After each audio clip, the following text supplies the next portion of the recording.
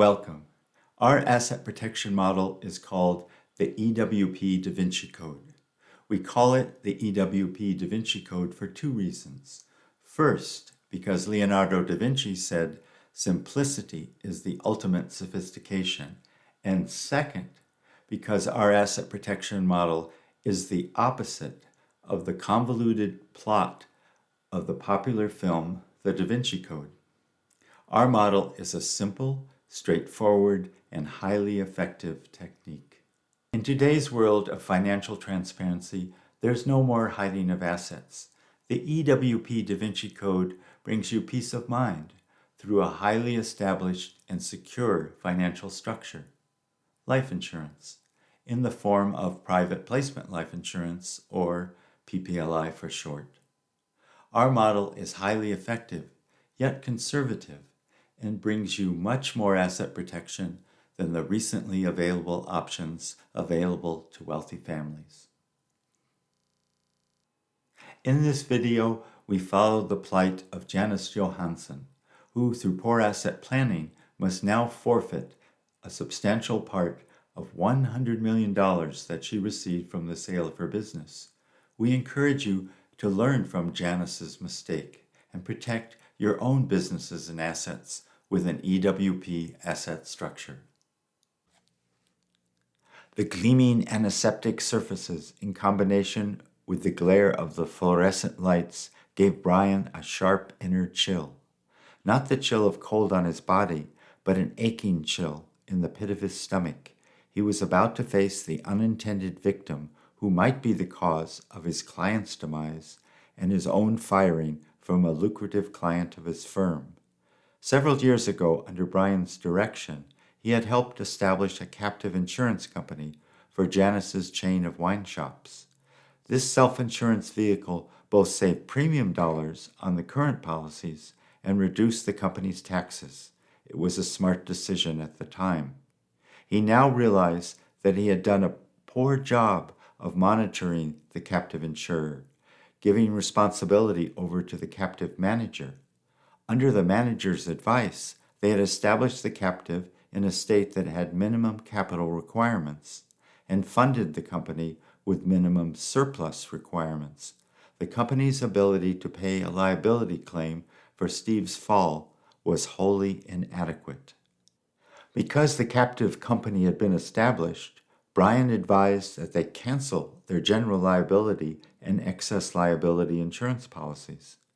To make matters worse, there was also scant legal defense to mount for the negligent behavior of the store clerk. Where were the funds to pay for this horrific accident? How would Janice react when he told her that the $100 million buyout would have to be used? Brian's leather-soled shoes slid at each step along the highly polished floor. He had been directed to a special unit of the hospital, a section that housed patients who needed extreme monitoring after leaving the ICU. Steve was diagnosed with severe traumatic brain injury, TBI, and was in a coma.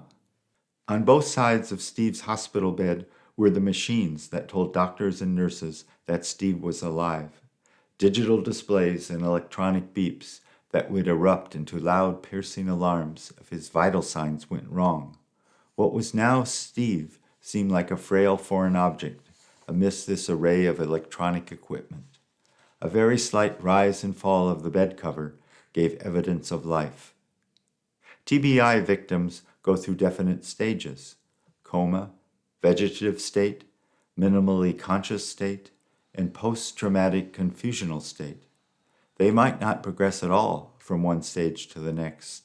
Each patient was different. Steve might never emerge from the coma, be impaired, or be severely impaired. Brian had seen enough. It was now time to prepare himself to be fired by his client and be further away from becoming a partner at his law firm. He had hoped to achieve this in the next year. Now, that was definitely out of the question. As he turned out of the hallway to the main entrance of the hospital, he thought he saw an older couple and a tearful young woman entering Steve's room. Most probably they were his parents and his girlfriend. Meeting them would have been beyond his current emotional state. He had royally messed up. But he accepted responsibility and did not try to blame others. There was no one else to blame. In our next and concluding video on asset protection, we find Janice Johansson on the verge of a new business venture. But this time she has resolved to use an EWP asset structure to protect her new business from unexpected loss. Janice has learned the hard way. We hope you can benefit by her example. If you found this video useful, please give us a like and click on the subscribe button below.